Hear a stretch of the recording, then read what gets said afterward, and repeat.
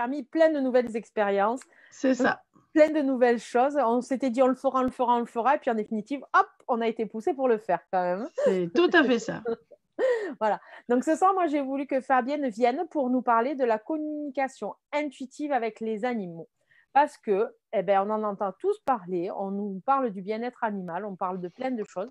Et en fait, il y a des techniques assez faciles, quand même, pour certains, voilà, qui se mettent en place de plus en plus. C'est des formations qui sont accessibles à tout le monde. Et voilà, et Fabienne fait partie des précurseurs, ouh, j'arrive à le sortir, des précurseurs de tout ça.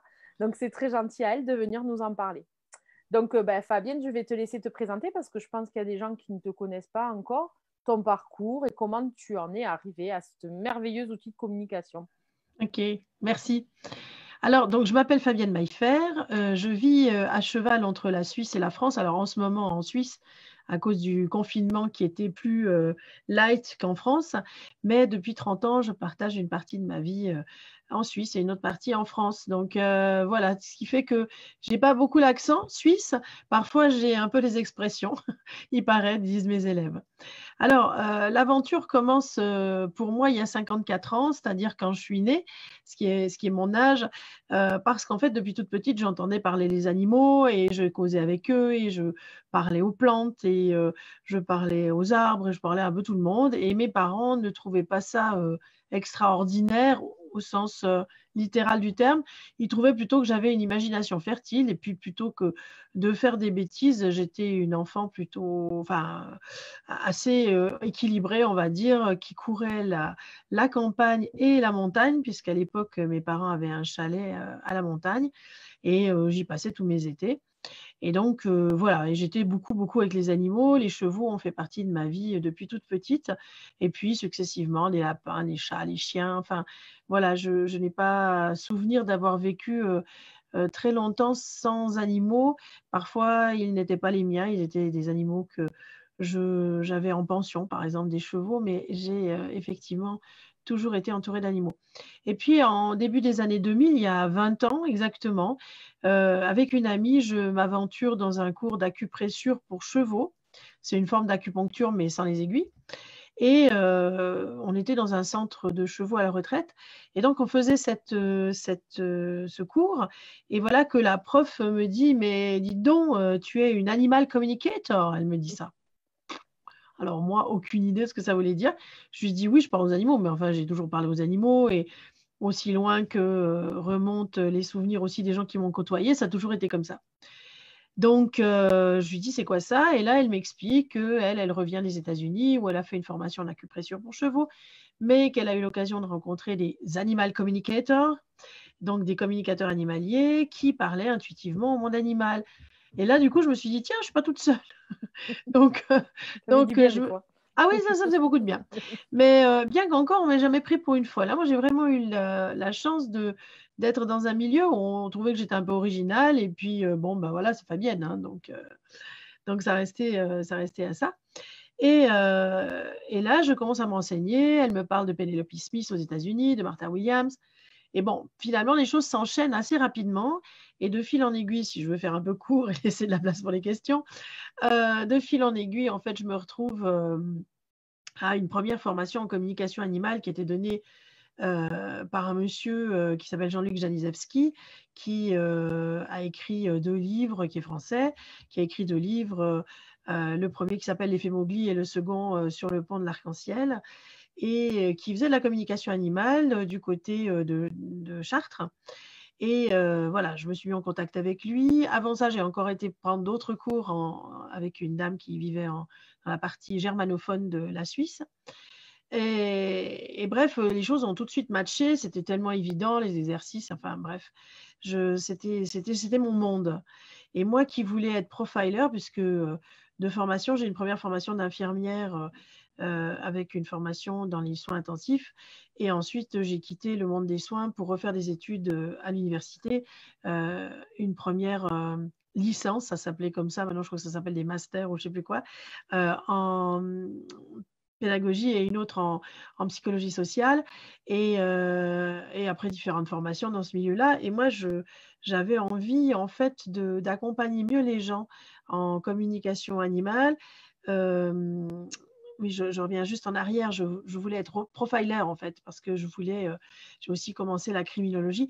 Je voulais vraiment pouvoir arrêter. J'avais une notion par rapport à l'injustice.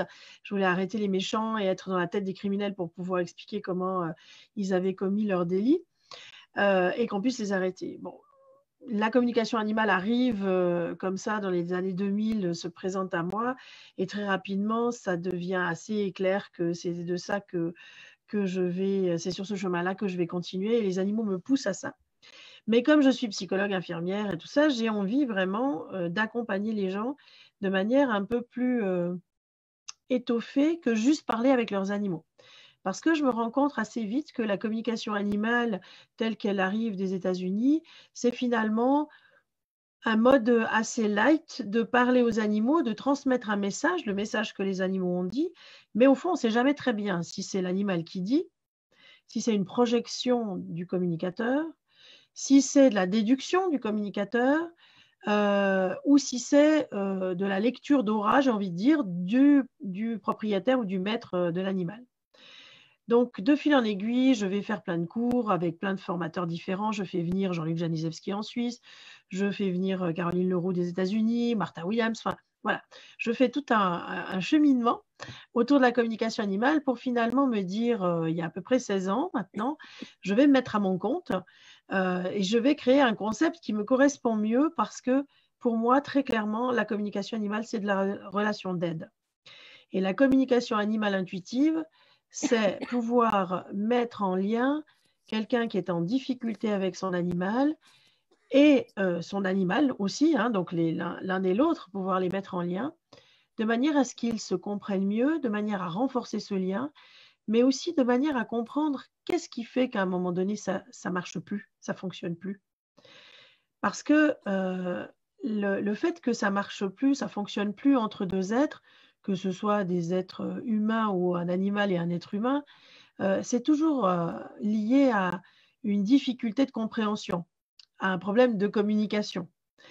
Et c'est aussi lié à peut-être des projections que l'on a ou des impressions ou des lectures fausses que l'on a de l'autre. Et quand on offre la parole à l'autre, a fortiori l'animal, alors il a enfin un espace pour pouvoir dire qui il est. Ça veut dire que à partir de là, je me dis, en fait, la communication animale intuitive, c'est du domaine de la communication, de mon métier. C'est finalement pas tellement du domaine vétérinaire parce qu'on n'est pas dans la déduction ou dans le pose de diagnostic ou dans des hypothèses ou des diagnostics différentiels. On est dans, je vais ouvrir un espace à l'animal pour qu'il puisse dire à son propriétaire, son maître, son compagnon humain, la personne avec qui il vit ou les personnes avec qui il vit, voilà, il y a telle ou telle chose qui ne fonctionne pas dans ma vie et j'aurais besoin peut-être de ça ou ça. Et puis qu'il puisse juste aussi dire les choses qu'il craint et dont il a peur.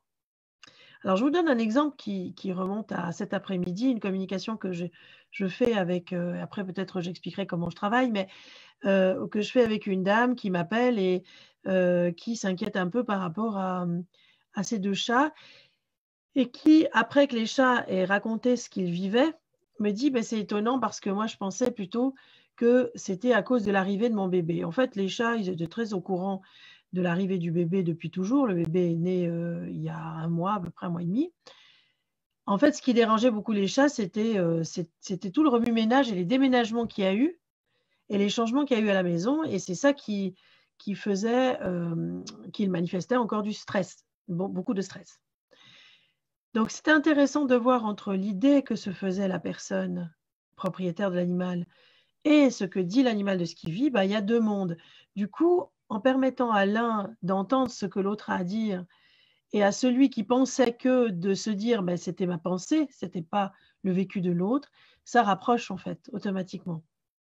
Donc, la communication animale intuitive, telle que je la propose et je la pratique, elle a une vertu vraiment curative parce qu'elle permet de relier deux êtres qui, à un moment donné, se comprennent plus très bien, puisque moi, en tant qu'interprète animalier, je vais arriver dans leur histoire pendant un quart d'heure, une demi-heure, 1 heure, 2 heures, peu importe le temps. Je ne suis qu'une parenthèse dans cette histoire. Il y a un avant et il y a un après. Ça veut dire qu'il y a tout ce qui s'est passé dans leur histoire de vie avant que j'intervienne, le moment où j'interviens, où avec beaucoup de respect, je n'interviens pas en pensant que je sais tout et que j'ai les solutions. Je dis souvent que je ne suis pas la fée clochette, moi, hein. Je vais simplement écouter ce que l'un et l'autre ont à dire, un peu comme je fais dans mon cabinet quand je consulte des personnes et parfois je fais de la consultation aussi systémique avec des familles. Donc, je vais écouter les uns et les autres et peut-être juste interpréter, c'est-à-dire mettre des mots, non pas changer le sens, mais mettre des mots sur ce que l'un vit, en l'occurrence l'animal, pour que l'autre, l'humain, comprenne mieux ce qui est en train de se passer. Et ça amène à vraiment des cadeaux hein, relationnels. Ce matin, une dame, alors je vous explique peut-être en 2 mots comment je travaille. Donc, moi, je travaille sans, sans ce que j'appelle moi en direct, c'est-à-dire que vous avez plusieurs types de communication animale. Ça ne veut pas dire qu'il y en a une qui est meilleure que l'autre, c'est simplement que suivant les techniques, on est plus ou moins habile et on peut faire certaines choses qu'on ne peut pas faire avec d'autres techniques. C'est-à-dire que les gens m'envoient, prennent un rendez-vous sur mon agenda en ligne. Je n'ai que leur numéro de téléphone et leur mail, c'est tout ce que j'ai. Et ensuite, je les appelle à l'heure dite. Et à l'heure dite, juste 5 minutes avant, les gens m'envoient la photo de leur animal que je vais mettre devant moi sur mon écran d'ordinateur. Et là, avec le nom de l'animal, son âge et si c'est un mâle ou une femelle, je dis toujours aux gens, OK, je vais d'abord démarrer pour laisser la parole à l'animal, mais tout au long de la communication, je vais vous donner des informations concrètes sur des choses qu'il est en train de vivre, de son environnement, de son caractère, des choses très précises que je ne peux pas connaître, ce qui va être mon guideline et qui va me permettre tout au long de la communication d'être certaine que je suis bien avec le bon animal et le propriétaire aussi. Prenons l'exemple du cheval de ce matin aussi, où la personne m'appelle. Alors, c'est un cheval que je connais déjà, donc je vais pas, avec lequel j'ai parlé il y a quelques mois. Et là, la dame m'appelle en me disant, voilà, j'aurais besoin d'avoir l'avis de mon cheval, il vous dira sur quoi. Et là, très rapidement, le cheval me dit, déjà au moment où je reçois la photo, il me dit, non, non, non, non, non, non, je ne veux pas déménager. Alors, je dis à la dame, non, non, non, non, non, je ne veux pas déménager, ça vous parle? Et elle me dit, ah oui, c'est très drôle parce que c'est justement la question que je me pose. Et de là, le cheval explique, non, je ne veux pas déménager parce que dans l'écurie où je suis très bien pour telle et telle raison. Il y a une fille qui est absolument sympa, qui tous les jours, elle passe et elle a toujours plusieurs fois par jour, elle a un petit coucou pour nous. Le foin est très bien, on a changé ma litière, j'ai de la paille. Enfin, il donne moult détails de son parc, de comment c'est, etc. Et à un moment donné, la propriétaire me dit, mais est-ce que ça va être compliqué pour lui? Parce que c'est son copain qui va partir demain dans une nouvelle écurie qui est dans le box à côté. Alors, je n'ai pas la photo hein, du copain. Donc, l'animal me montre le copain et je dis, c'est un cheval gris anthracite. Et elle me dit, oui, oui, c'est un gris, mais il est jeune, donc il n'est pas devenu blanc. Ouais. Et là, elle me dit, ben, comment ça va se passer? Et le cheval avec lequel je m'entretiens, pour lequel j'ai été interpellée, me dit tout de suite, écoute, je pense que pour lui, ça va être compliqué. Il faudrait que sa maîtresse soit attentive parce que c'est un introverti, c'est un hypersensible, il ne va pas forcément exprimer les choses. C'est plus lui qui regrette de me quitter que moi. Parce que moi, je ne veux surtout pas partir de là, je suis très confortable et je ne voudrais pour rien au monde aller où il va. Or, le cheval en question, qui est, alors la dame de fil en aiguille m'explique à la fin de la communication, qui est au fait le cheval de son ami, s'en va dans une écurie où il va y avoir plus de parcs, de la stabulation libre, voilà. Des choses, je veux juste éteindre, hop, voilà les petits bruits de mon ordinateur. Une stabulation libre, ce qui idéalement pourrait sembler génial du point de vue humain pour un cheval, mais qui, en tout cas pour le cheval avec lequel je m'entretiens, n'est pas du tout ce qu'il veut. Lui, il veut son confort, il veut rentrer au box le soir, il veut sa chambre à coucher sans personne qui dort dans le même lit que lui. Donc, si je peux faire l'analogie, donc voilà. Alors, durant toute cette conversation, je ne questionne pas la personne écoute, et à la fin, si elle a des questions, elle les pose. Ça veut dire que là, on est vraiment sur de l'intuition pure et on n'est pas sur de la déduction. Ce que je vois aussi aujourd'hui beaucoup en communication animale intuitive, c'est pas de l'intuition, c'est de la déduction. C'est-à-dire qu'on demande aux gens de nous raconter un peu l'histoire et à partir de là, on déduit. Ce qui est ennuyeux quand on fait ça, c'est qu'on est plutôt sur le terrain des comportementalistes et des éducateurs qui sont des gens dont on a besoin et qui font partie de l'univers autour du monde du cheval. Mais ce qu'il faut dire, c'est que nous faisons des métiers différents. Le comportementaliste, il va traiter de certains problèmes comportementaux et il va essayer de résoudre en fonction aussi de ses connaissances éthologiques de l'animal. L'éducateur, il intervient généralement avant qu'il y ait les problèmes et lui, il va donner des voies et des directions. Le vétérinaire, il va soigner et l'interprète animalier, il va faire quoi? Il va recevoir l'information de la part de l'animal et la restituer telle qu'elle, sans essayer de tricoter les choses à sa manière ou comment ça arrangerait la personne ou l'animal. C'est-à-dire que je ne suis pas au service des gens et parfois il y a des choses qu'on leur dit qui ne leur convient pas trop. Ouais. Je suis vraiment au service de l'animal. Et toute la réussite de ce lien que je tisse au téléphone ou par Skype ou voilà, avec Zoom, comme on fait là maintenant, ça va être la qualité du lien que je vais pouvoir faire ressortir qui unit déjà ces deux êtres. Parce que il n'y a pas, j'ai plus de 6000 communications à mon actif, je communique tous les jours depuis 20 ans, professionnellement depuis 16 ans. Donc j'entends, il n'y a pas de personne qui n'aime pas son animal qui va téléphoner à un interprète animalier et payer une consultation pour un interprète animalier. Non. Donc tous les gens, fondamentalement, ils partent dans un premier élan d'essayer de faire le mieux possible pour leur animal. Mais parfois, ils font le mieux possible avec l'état de la conscience dans laquelle ils sont, la plus élevée qu'ils ont à ce moment-là. Et pas parce qu'ils veulent faire volontairement mal. Parfois, effectivement, ils ne font pas les choses bien. Peut-être que toi, Bérangère, en tout cas moi, je sais que j'ai fait des choses. On parlait tout à l'heure que je ne connais pas ta région. J'ai vécu 8 ans au Sainte-Marie-de-la-Mer dans les chevaux et les taureaux quand j'étais plus jeune. Je sais qu'aujourd'hui, même si j'aimais profondément les chevaux, les taureaux, même si la personne pour qui je travaillais, le gardien pour qui je travaillais, était aussi quelqu'un qui aimait profondément ses chevaux, aujourd'hui, je sais que maintenant que j'ai cette appréhension de cette relation de cœur à cœur et d'âme à âme avec les animaux, maintenant que je sais à quel point leur conscience est élevée et précise, il y a certainement des choses que je ne ferai plus aujourd'hui et que j'ai fait de 18 à 26 ans quand je vivais là-bas. Donc, j'ai fait les choses avec le plus haut niveau de conscience que j'avais avant. Donc, ce que je dis toujours aux gens, c'est qu'on ne peut pas regretter le passé. Le passé, il est ce qui est. On a essayé de faire le mieux qu'on pouvait. Par contre, à partir du moment où on a communiqué avec son animal à travers un interprète animalier, on se doit de pouvoir modifier sa relation et son regard sur son animal. Et on ne peut pas décider que c'est juste une bête parce que ça nous arrange, et puis que des jours, c'est juste notre meilleur ami, notre confident, notre psychothérapeute aussi, tout ça. Je crois qu'il y a un moment donné où il faut faire un choix, et ce choix, il n'est pas forcément facile, parce qu'il implique beaucoup de contraintes de la part de l'humain. Vous ne pouvez plus parquer votre animal là sans y penser en disant il se débrouillera, etc. Donc ça veut dire que vos départs, vos vacances, tout ce que vous allez faire dans votre vie, vous allez réfléchir autrement avec votre animal. Donc téléphoner à un interprète animalier qui travaille selon des techniques d'interprète animalier intuitif, c'est-à-dire qui a été formé à la relation d'aide, et ça j'ai envie de dire que ça ne se forme pas en un week-end ni en 3 jours. À l'école de la conscience, la formation d'interprète animalier complète, c'est 500 heures, c'est 18 mois de formation, c'est une vraie formation. Elle est validée d'ailleurs EduQua, c'est-à-dire elle a le label, le plus haut label suisse de la qualité de la formation pour adultes en tant qu'école. Il y a des cours d'anatomie-physiologie, il y a des cours qui sont donnés avec des professeurs agréés qui viennent vous apprendre comment on rentre en relation d'aide. Alors toi, tu es infirmière aussi, tu connais, mais voilà.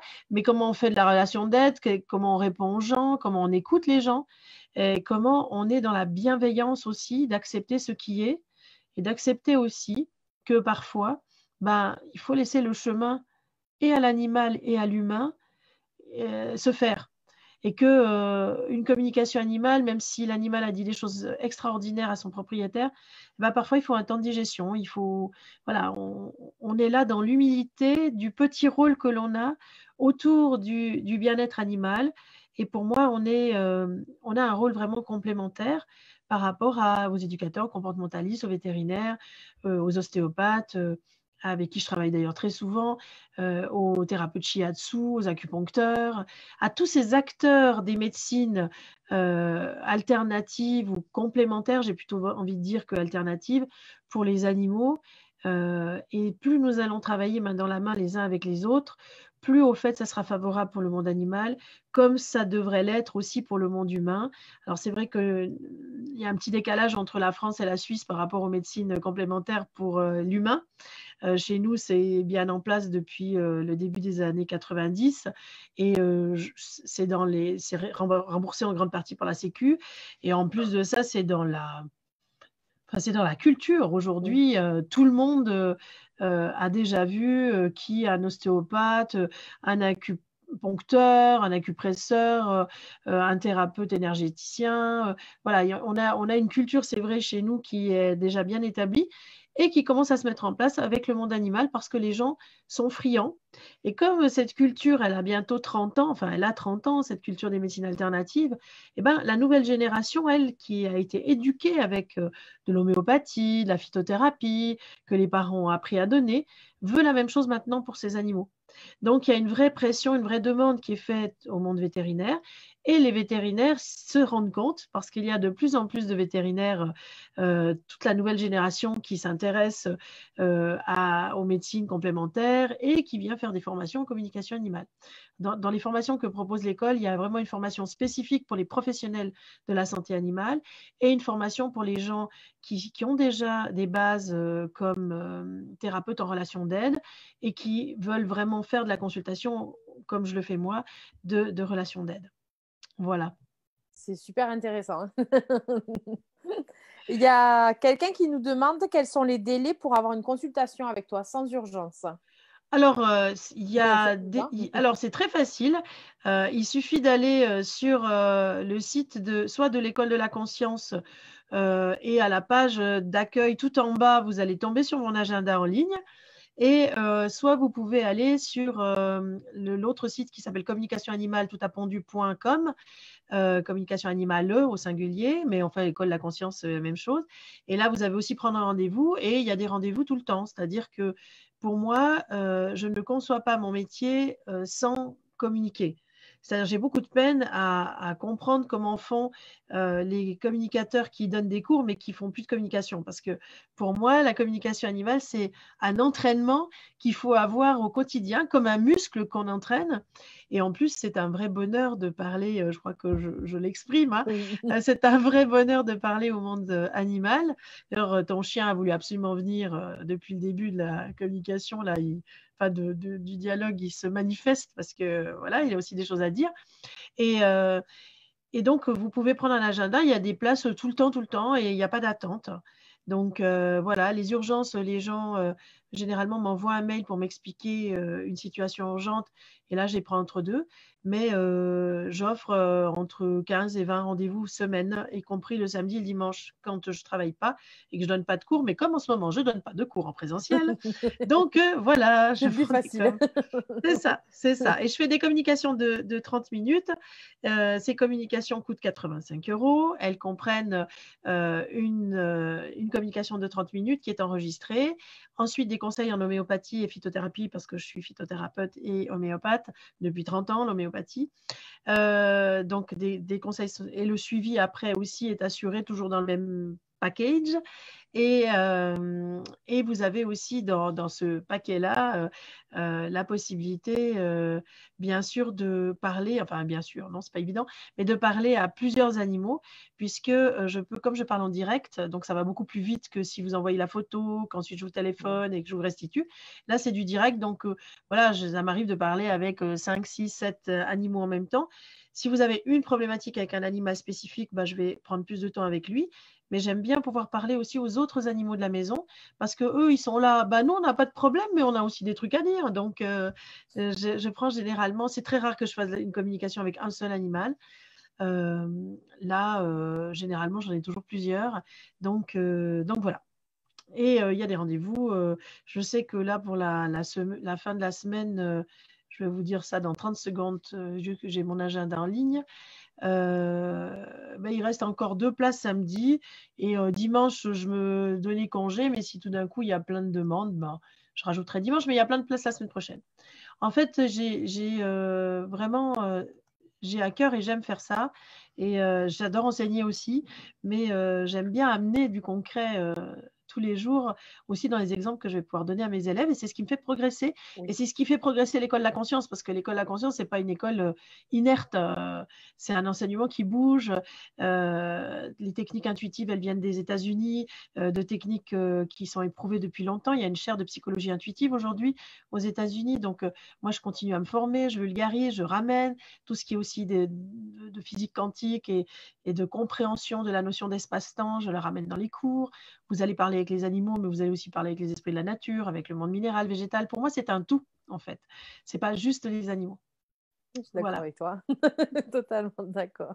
C'est ça. Moi, j'ai une petite question personnelle. Quel est l'animal le plus insolite que tu aies eu en communication pour toi? Alors, l'animal le plus insolite que j'ai eu en communication, c'était dans un cours il y a très longtemps, c'était parler avec une tique. Ah ouais? Ouais, parce que l'idée, c'était il fallait qu'on choisisse un animal qu'on n'aimait pas. Et moi, comme ça, je cherchais, je me disais, mais j'aime tous les animaux. Aucun animal ne me fait peur. J'adore autant les serpents que les araignées. Je leur donne des petits noms. Enfin, c'est pas un souci. Et tout d'un coup, je me suis dit, ouais, les tiques. Parce que enlever une tique sur mes chiens ou sur mes chevaux, ça me dégoûte. Encore aujourd'hui, même que j'ai parlé avec. Et donc, j'ai été parler avec cette tique pour voir c'était quoi la vie d'une tique. Alors, honnêtement, j'ai pas trouvé super intéressant la vie d'une tique parce que son unique préoccupation, c'est de se nourrir et de se reproduire. Mais enfin, vous me direz, voilà, c'est aussi une expérience. Je ne peux pas dire que j'aime plus les tiques aujourd'hui, surtout que je ne sais pas dans votre région, mais chez nous, ça a vraiment été en augmentation et il n'y a plus une promenade que tu fais avec ton chien aujourd'hui sans faire l'épouillage après, parce qu'il y a énormément de tiques comme il n'y en avait pas il y a 10 ans. Mais chaque fois que j'en écrase une, je m'excuse et je lui souhaite joyeuse réincarnation en lui disant ne reviens pas en tique sur mon chien ou sur mes chevaux parce que je ne vais pas pouvoir, enfin, c'est pas possible, tu véhicules trop de maladies. Donc, donc voilà. Pour nous, les tiques aussi, il y en a de plus en plus. Hein. Ah ouais. Mais voilà, j'ai de la compassion pour les tiques parce que maintenant, je me rends compte qu'elles ont une vie, en tout cas, j'ai une vie que je trouve plus intéressante que la leur, mais en même temps, je comprends que c'est une expérience.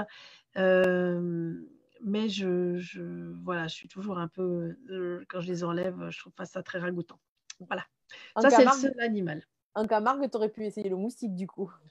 Oui, j'aurais pu essayer le moustique. J'ai beaucoup négocié avec eux et eux, ils ont peu négocié avec moi parce que ayant la peau claire, je pense, moi, que les moustiques, ils se téléphonaient entre eux quand j'arrivais en Camargue parce que c'est pas possible d'être autant piqué.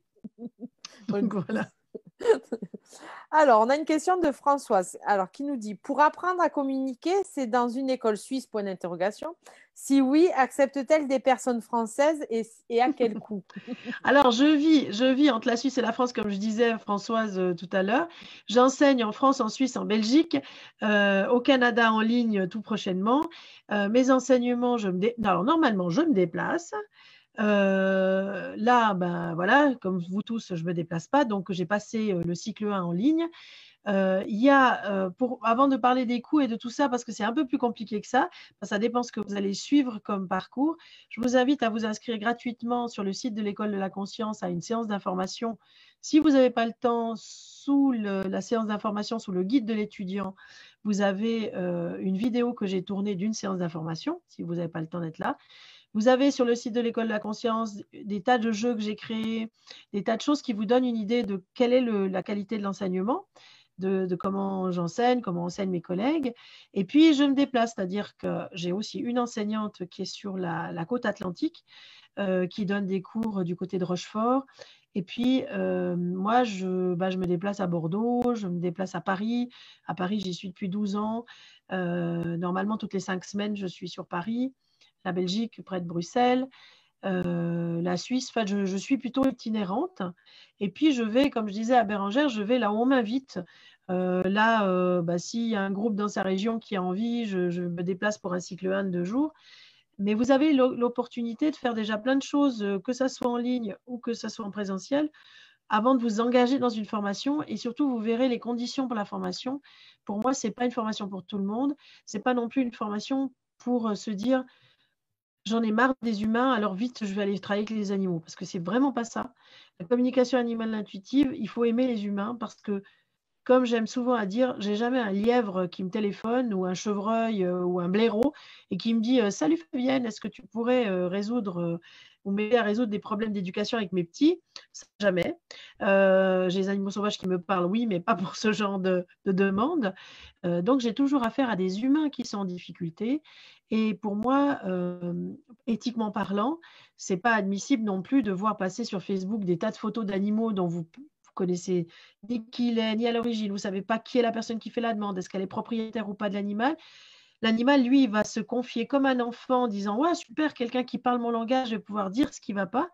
Et en fait, il ne sait pas s'il s'adresse à la bonne personne parce que si vous n'avez pas une relation directe avec le propriétaire de l'animal, comment est-ce que vous pouvez faire passer les messages et comment vous pouvez mettre en place peut-être des changements dans la vie de l'animal s'il les demande? Donc voilà. Donc j'invite Françoise à aller voir sur le site, tout est bien noté. Il y a des PDF, il y a des guides de l'étudiant. C'est une vraie école, comme je disais, elle est agréée, elle est reconnue en France. Elle est par contre pas du tout financée c'est pas possible de la financer par le DIF qui s'appelle maintenant CPF, parce qu'il faudrait pour ça, et j'ai fait 1 année et demie de démarche, il faudrait pour ça que le site administratif de l'école de la conscience, ou en tout cas un QG de l'école de la conscience, soit installé sur France. Et ce que je ne fais pas pour des questions simplement de difficultés administratives. Je sais que quand je vous dis ça, vous qui m'écoutez depuis la France, vous souriez, mais les méandres administratifs pour s'installer comme entreprise, elles sont tellement compliquées. Moi, je suis toute seule à gérer ça. À côté de ça, j'habite dans une ferme en agriculture biologique. J'essaie d'avoir une congruence, hein, je fais de la permaculture. Enfin, j'essaie d'avoir une congruence entre qui je suis, ce que j'enseigne et ce que je fais.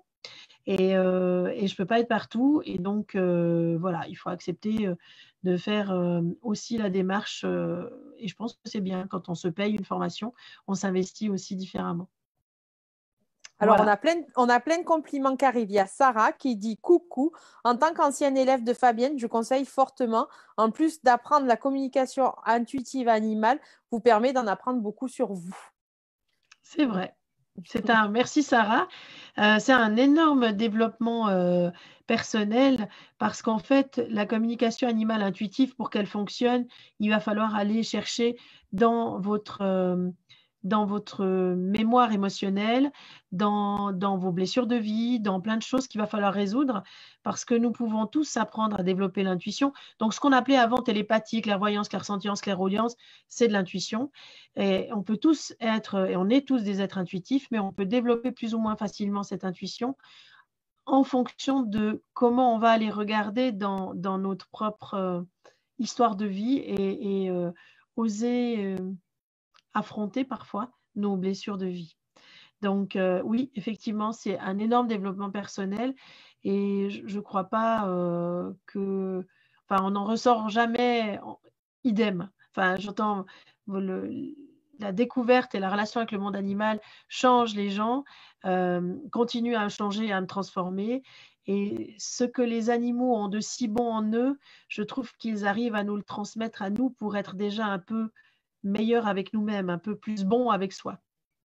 Et ça, il y a du job d'être bienveillant envers soi. Complètement. Donc voilà. Comment t'es venue l'idée d'écrire un livre? Alors j'écris depuis toujours, j'ai écrit des romans, j'ai écrit plein de choses que je n'ai pas forcément publiées. C'était clair pour moi qu'à un moment donné, je voulais expliquer aussi ce qu'était la communication animale intuitive du point de vue de la conscience animale. Parce que jusque-là, il y avait plein d'ouvrages très intéressants, aussi beaucoup de biographies sur ce que des communicateurs ont fait. Et puis, j'avais aussi envie d'expliquer c'est comment du point de vue de l'animal, et puis d'expliquer aussi les différentes méthodes, ce que ça apporte, ce que ça apporte pas. Donc, j'ai écrit ce livre. Il a été, il a été très... il a mis longtemps à être édité. Il a d'abord été un premier ouvrage a d'abord été en auto-édition, il est épuisé maintenant. Mais il a fallu pratiquement 6 ans pour que un éditeur européen soit d'accord de m'éditer et de croire que effectivement on pourrait vendre de tels livres. J'ai créé aussi un coffret avec les messages des animaux qui est sorti cette année. Il y a un, voire deux autres livres qui vont sortir et qui sont en phase d'écriture là, de finalité, d'écriture. C'est vrai que pour moi, l'écriture, c'est qu'une seconde nature, un peu comme le discours. Enfin, voilà, j'ai du plaisir à parler oralement, parfois trop, à parler oralement comme à écrire, en fait. Voilà. Et maintenant, j'ai la chance d'avoir plusieurs éditeurs qui me font confiance. Voilà. Mais j'écris pas seulement ça, j'écris des romans, j'écris plein de choses. Voilà. C'est chouette. Oui, j'adore ça. C'est chouette. Si vous avez d'autres... Alors, une magnifique découverte lors des formations de Fabienne, se découvrir et se rapprocher de ses animaux. On a plein de messages positifs. Merci, je suis très touchée. C'est mon fan club. C'est bien, c'est chouette. Alors, je crois et surtout, c'est que j'aimerais dire à toutes ces personnes, parce que moi, je ne vois pas, je te vois juste à l'écran, mais j'aimerais dire à toutes ces personnes qui écrivent et qui ont fait des stages chez moi, j'aimerais vous remercier parce que vous avez contribué aussi à permettre à l'école d'exister, de grandir, de continuer à croître. C'est une école de co-réalisation, c'est-à-dire que vous amenez aussi par vos remarques, par vos souffrances parfois, par vos rires, par vos idées, vous permettez à l'école d'évoluer sans cesse et de ne pas être figé. Et ça, je suis très, très reconnaissante de tout ça envers vous. Après, chacun fait son chemin. Tout le monde n'est pas obligé de devenir professionnel en communication animale intuitive. Heureusement que non. Il y a tout un parcours qui peut se faire au rythme de chacun, qui est réservé pour ce que j'appelle les amis des animaux. Si vous avez envie d'en savoir plus, il y a des conférences que je donne en ligne maintenant, parce que du coup, là, je suis devenue pro. Donc, une fois par mois, je donne des conférences en ligne. Il y a plein de choses. Si vous voulez vous informer, il y a la chaîne YouTube où j'ai énormément publié d'interviews. Je vous offre aussi des méditations que je crée. Il y a beaucoup de matériel que vous pouvez utiliser pour être des autodidactes. Vous n'êtes pas obligé de suivre des cours. Il y a juste une chose qui me tient à cœur, c'est la notion d'éthique. C'est que lorsque vous communiquez avec un animal, souvenez-vous que derrière, il y a un être innocent qui espère qu'il aura face à lui quelqu'un qui va pouvoir traduire, transmettre le message qu'il a à transmettre à son propriétaire, son maître, dont il est profondément et inconditionnellement amoureux. Mais parfois, il souffre de cet amour-là parce qu'ils ne se comprennent pas l'un et l'autre.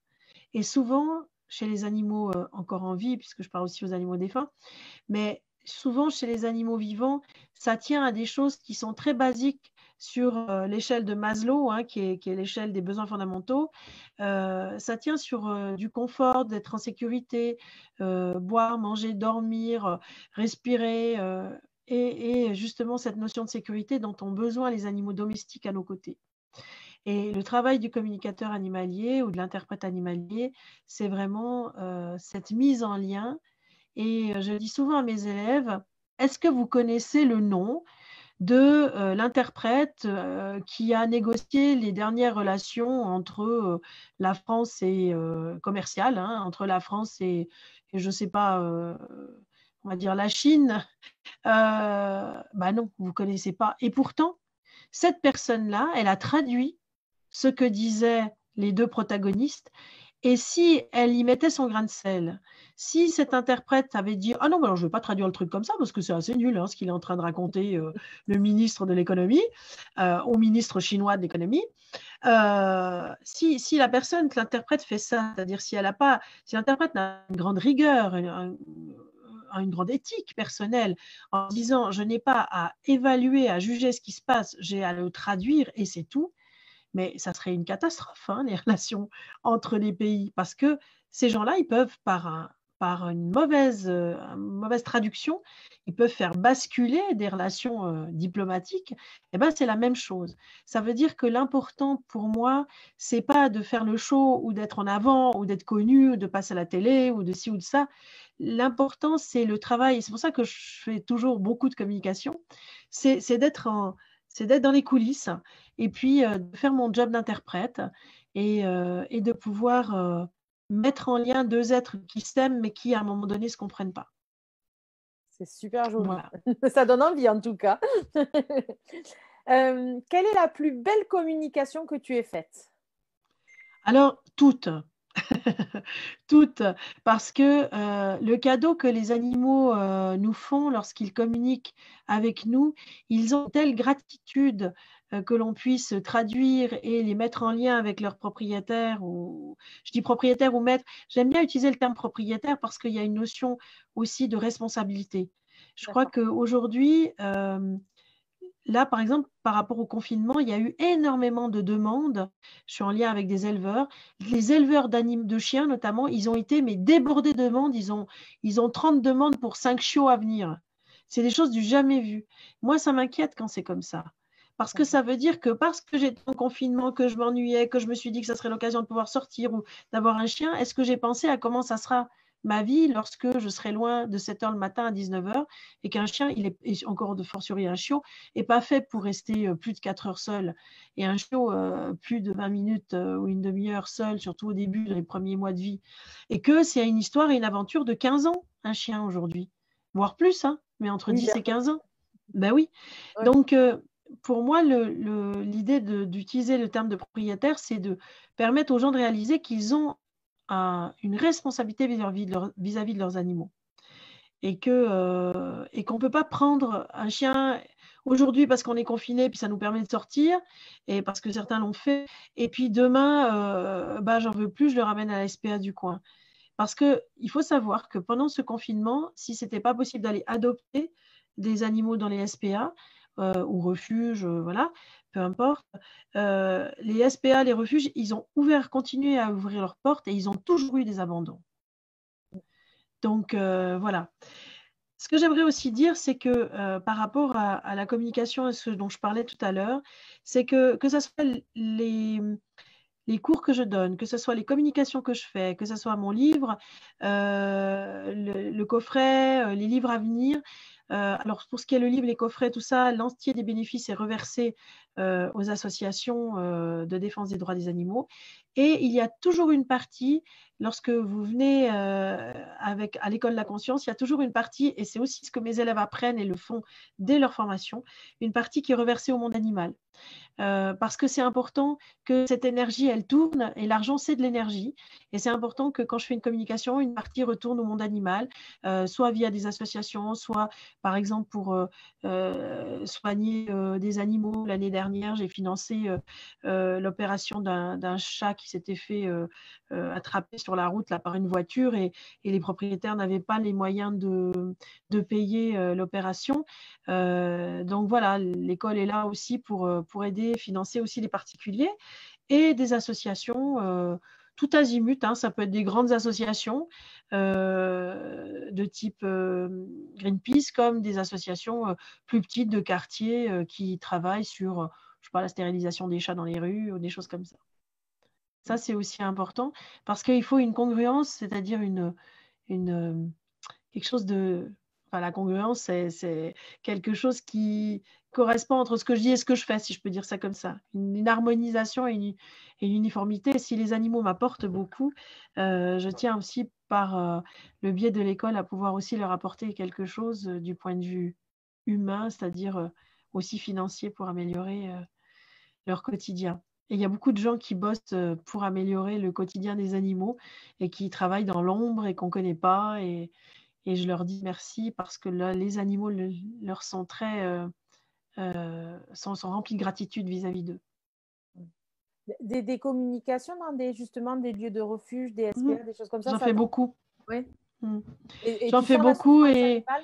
non, pas du tout. Alors, il y a une chose, il y a une espèce de. Alors, ça, c'est bien, merci Anne de poser la question parce Oui. qu'il y a un message que j'ai vraiment envie de poser, de donner, pardon, et de diffuser. C'est que, alors, comme tout le monde, moi, je pensais que c'était horrible d'être un chien ou un chat dans un refuge. En me disant, mon Dieu, mais quelle horreur, c'est pauvre, etc. Et puis, quand je suis allée adopter ma chienne dans un refuge il y a 8 ans, elle avait 8 ans, quand je suis allée, en fait, c'était la première fois de ma vie que je mettais les pieds dans un refuge. Je travaillais déjà comme bénévole pour des refuges, mais j'y étais jamais allée. Je travaillais au téléphone, sur photo et tout ça, hein.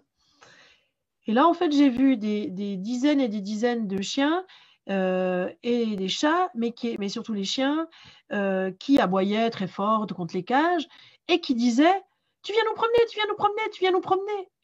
Puis moi, j'étais là et je leur dis: «Parce qu'en fait, vous ne voulez pas être adoptés». Et au fait, ils disaient: «Non, non, ce n'est pas notre préoccupation première. Nous, ce qu'on veut, c'est aller promener». Et là, j'ai compris que finalement, ils se recréaient le temps de l'adoption, ils se recréaient leur famille. Et il y a dans les refuges des chiens qui aiment être dans le refuge et qui ont un rôle clé d'accueil. Et souvent, le personnel des refuges les repère, ces chiens-là Mm. ou ces chats, hein, qui sont à l'accueil et qui vont aussi tempérer et qui vont informer leurs collègues à quatre pattes en leur disant: «T'inquiète pas, on va s'occuper de toi, tu auras à manger, on va te promener, etc.» Et tous les animaux ne sont pas en manque d'adoption. Parce que dans les refuges, les animaux sont bien traités, y compris dans les refuges beaucoup plus pauvres que les refuges chez nous, hein, parce que les gens qui s'en occupent leur apportent tout l'amour du monde et leur font des câlins et prennent du temps avec eux. Et je dirais, euh, plus vous êtes dans des refuges, il y a une de mes élèves qui était allée travailler en Amérique centrale dans un refuge qui avait été en plus emportée, était près du bord de mer par une tempête et voilà, elle avait été donnée un coup de main et du coup elle m'avait présenté la dame qui tenait ce refuge et quand on voyait tout l'amour, le temps qu'elle passait avec eux, alors ils n'étaient pas dans des magnifiques cages standards et tout ça comme chez nous, mais en attendant ils avaient tout l'amour et l'attention dont ils avaient besoin. Donc, c'est surtout de ça. Et moi, je vous encourage, si vous avez du temps, à aller proposer vos services pour sortir dans des refuges près de chez vous, proposer vos services pour aller promener des animaux, parce que peut-être que vous ne pouvez pas avoir votre chien ou votre chat à la maison pour différentes raisons, mais il y a des tas de chiens qui attendent d'être promenés dans des refuges et peut-être et des bénévoles, nettoyer les cages des chats, leur faire des petits câlins, être en lien avec. Tout ça, c'est aussi contribuer au bien-être animal général. Et quand un animal va bien, les autres aussi vont bien. Parce euh, ils ont ce ressenti et ils ont cette conscience que tout le monde est lié les uns aux autres. Il n'y a que C'est nous, les humains, qui pensons qu'on est tous des entités séparées. c'est un très beau Voilà. message, en tout cas. J'espère que tout le monde l'aura entendu. Vraiment. On a une question. L'animal peut-il détester son maître suite à trop de souffrance ou autre? Non, ça, c'est l'amour inconditionnel. L'animal, il ne déteste pas. Il peut en avoir peur. Il peut être. Alors, la peur peut entraîner l'agressivité, hein, parce que c'est un des moyens d'expression. La peur peut entraîner la dépression aussi, toutes sortes de souffrances. Mais l'animal domestique, il connaît pas la haine, en fait. Même entre eux, ils ne se détestent pas, au sens de haine, hein, de relation haineuse. Ils s'apprécient moins. C'est vrai qu'il y a certains chiens, entre eux, on sait bien qu'ils s'entendent pas trop, les chats aussi. Mais ils sont pas dans. La haine, c'est vraiment une construction humaine. Et c'est une construction qui est basée sur le passé et le futur. C'est-à-dire la capacité de se remémorer des choses du passé qu'on entretient, hein, quand on déteste, quand on hait, ouais, on n'aime pas, voilà, quelqu'un. Quand je sais pas, j'invente. Quand on n'aime pas quelqu'un, en fait, on va ressasser des choses du passé qu'il nous a faites pour entretenir cette haine. Et puis, on va se projeter dans le futur. Si je dois faire telle et telle chose, en tout cas, si je dois croiser celle-ci ou si je dois aller faire un stage avec celui-là, ça va pas être possible, etc. L'animal, il est dans l'instant. Donc, il n'est pas dans des projections. Et c'est nos projections, autant passées que futures, qui entretiennent la haine. L'animal, il ne sait pas faire ça. Lui, pardonne et c'est ce qui fait aussi que parfois nous avons une certaine incompréhension en tant qu'humains à accepter cet amour inconditionnel que certains animaux peuvent avoir vis-à-vis de leur bourreau. Mm. Mm. C'est clair. Ouais. Merci de toutes ces infos. C'était super, on me dit. Merci. Du coup, je te laisse. Enfin, ça fait 53 minutes que nous sommes ensemble déjà. C'est vrai. Ouais, 52. Ah oui, mais c'est toi qui as des questions parce qu'en fait, moi, je suis sur mon site, je découvre, hein. Je Oui. suis sur le site de communication d'Amaham et en fait, j'ai pas de questions. Parce que je pense qu'elles arrivent directement de nous. Ah, elles arrivent chez toi. Oui. Écoute, voilà. Découverte de l'outil. Oui. Alors là, je suis toute folle parce que du coup, je découvre plein de trucs. Voilà. Fabienne, je te laisserai faire le mot de la fin. Qu'est-ce que tu aurais envie de dire aux gens? Alors, ce que j'ai envie déjà de vous dire, c'est merci. Merci pour votre intérêt pour la communication animale intuitive. Merci pour votre intérêt pour les animaux. Vraiment, si vous avez l'occasion de pouvoir expérimenter l'ouverture du cœur, vraiment, je serais très heureuse pour vous parce que les animaux ont un rôle très important à jouer dans notre société actuelle et dans les changements qui s'opèrent à l'intérieur de la société et qui seront obligés d'être opérés à l'intérieur de la société.